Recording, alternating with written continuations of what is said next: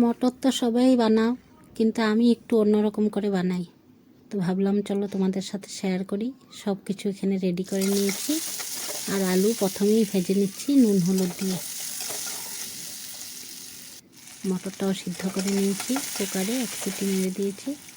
পেঁয়াজ ভেজে নিলাম, নুন দিয়ে দিয়েছি। পেঁয়াজের মধ্যে পেঁয়াজটা নরম হয়ে যাবে। এখানে পেস্ট করা মশলা, আদা রসুন পেঁয়াজ টমেটো দিয়ে দিলাম।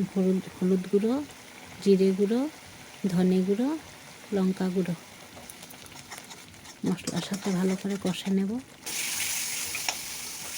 কষানো হয়ে গেছে, এখন সেদ্ধ করা মটর দিয়ে দিলাম।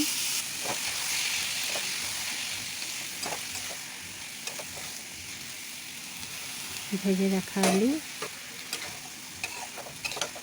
ভালো করে কষে নেব। এখন এদিকে তেজপাতা শুকনো লঙ্কা তেলে ভেজে নিয়েছি, এটাও দিয়ে দিলাম গরম জল।